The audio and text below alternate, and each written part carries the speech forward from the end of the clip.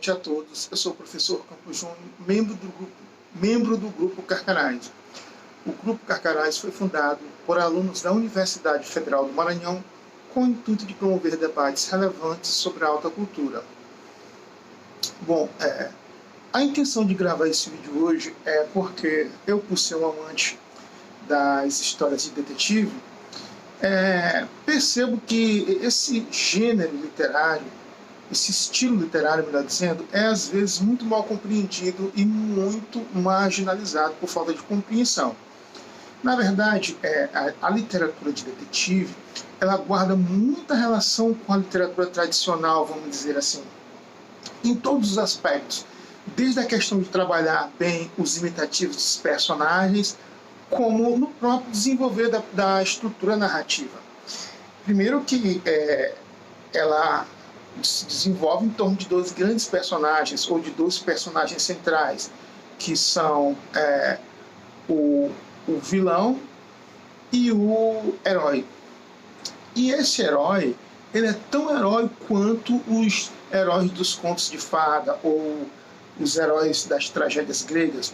O Chesterton, ele diz o seguinte, que o herói dos contos de detetive, ele é um agente que age em prol do bem comum, da paz social. E ele também se coloca em perigo, ele assume riscos para defender a paz social.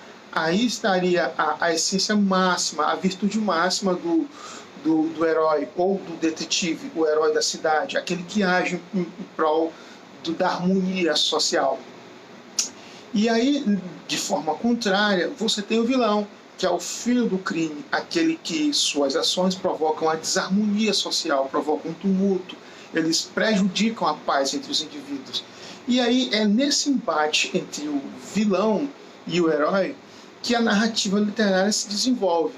De um lado você tem o imitativo elevado, gravado na pessoa do herói, aquele que vai combater o crime com o fim de não só descobrir quem porventura cometeu o delito ou o crime, mas agindo em prol da sociedade, pró societatis, visto que desvendar o crime e colocar o bandido na cadeia implica na vitória da paz social, na vitória da harmonia social contra o crime, contra aqueles que querem desestabilizar a sociedade. Então é nessa argumentação que o Chesterton, no artigo dele, A Defense of Detective Story, ele diz que o detetive, ele é um agente da paz social, que atua na cidade, obviamente, né? E a cidade também tem os seus elementos de hostilidade.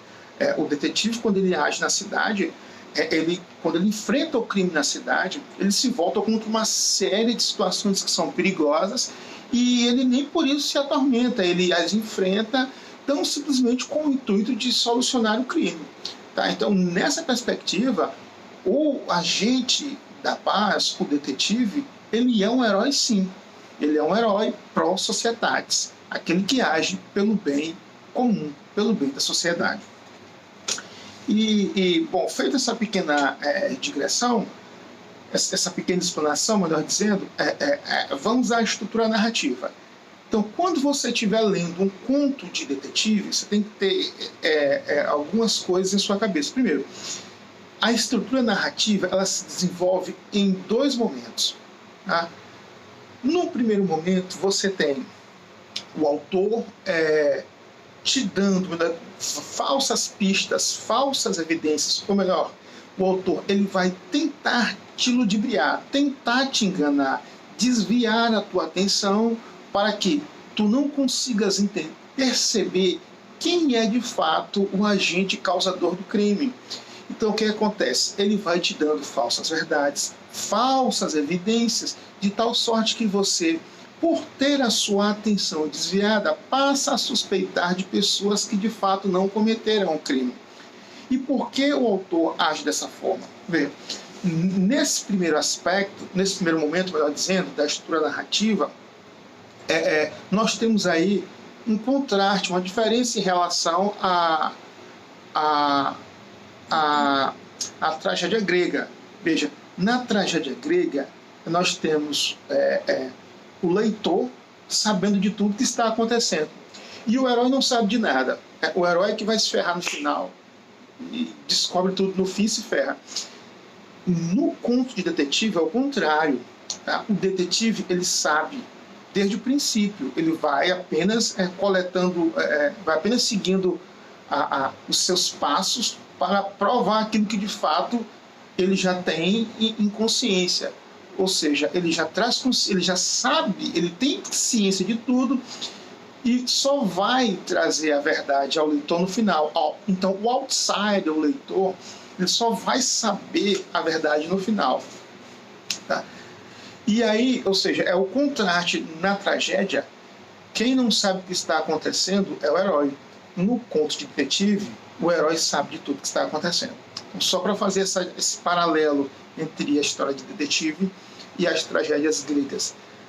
Agora, no segundo momento é que acontece o inverso. É no segundo momento do conto é que o autor, com habilidade, vai desfazer todas aquelas falsas evidências que ele deixou espalhadas ao longo do conto, para que o leitor, o outsider, possa aos poucos e tomar ciência, possa aos poucos seguir as pegadas, as evidências verdadeiras que o levarão a descobrir a verdade dos fatos, que o levarão a encontrar a verdade, que o levarão a descobrir o mistério. E esse mistério, uma vez descoberto, deve provocar a surpresa no indivíduo. Não qualquer surpresa, como diz o Chesterton, mas uma surpresa que valha a pena esperar. Porque o bom leitor, o bom escritor, ele vai guardar a surpresa no final, ele vai enrolar, e no final ele solta a surpresa. Então essa surpresa tem que valer a pena, senão o conto não vai prestar, não vai ser um conto agradável. Porque a surpresa não teve o condão de maravilhar o leitor, de maravilhar o outsider. Se for qualquer surpresa de caramba, li esse conto até agora e chega no final essa porcaria. Então esse aspecto é fundamental. E o bom escritor tem que saber fazer isso com o leitor. Despertar nele, ao final, uma surpresa que vale a pena esperar, que provoca espanto, inquietação, algo do tipo, puxa vida, rapaz, eu jamais imaginei que fosse esse rapaz que pudesse ter cometido esse crime. Então, essa é a essência do conto. Então, o conto, ele tem o herói, ele tem o vilão, ele acontece na cidade, o herói age em prol da sociedade, combatendo a desarmonia social provocada pelos criminosos. Em sua estrutura, ele inicia de tal sorte que o escritor, o autor, vai desviar a atenção da verdade principal a ser descoberta, e num segundo ponto ele tem que desfazer todas essas falsas verdades deixadas ao longo do conto, para que o autor possa, de forma clara, chegar à descoberta da verdade. E essa verdade deve provocar a surpresa no leitor, no outsider. Então, basicamente, essa é a essência e a estrutura do conto de detetive. E ele guarda, assim, relação direta com a alta literatura. Nos vilões, os grandes escritores trabalham a estrutura do imitativo elevado, do imitativo baixo, trabalhando a maldade, a vilania, a avareza, o desprezo pela verdade, o desprezo pelo ser humano, o desprezo pelas coisas mais elevadas, o desprezo pela virtude, a perspectiva materialista acima da própria condição de ser humano, do indivíduo. Então, num bom conto de detetive, tudo isso é trabalhado da mesma forma como se trabalha também os elementos característicos do imitativo elevado, as grandes virtudes, a bondade, o senso de humanidade, a caridade. Então, cabe aí ao grande escritor saber trabalhar esses imitativos em seus personagens e de forma profunda, mergulhando na alma do indivíduo e trazendo à tona todas essas características que vão dissecar a personalidade dos personagens. Então, aí é que reside um bom conto. Então, se o autor sabe fazer isso com maestria, você está diante de um bom conto de detetive. Do contrário, você está diante de um conto de detetive mal escrito.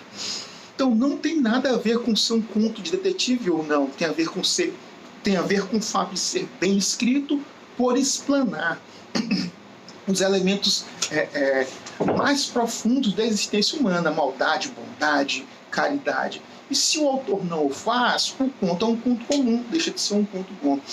Agora, um bom conto detetive, ele é capaz sim de elevar o indivíduo e trazer a ele a compreensão da experiência humana ou das experiências humanas vivenciadas ao longo das épocas.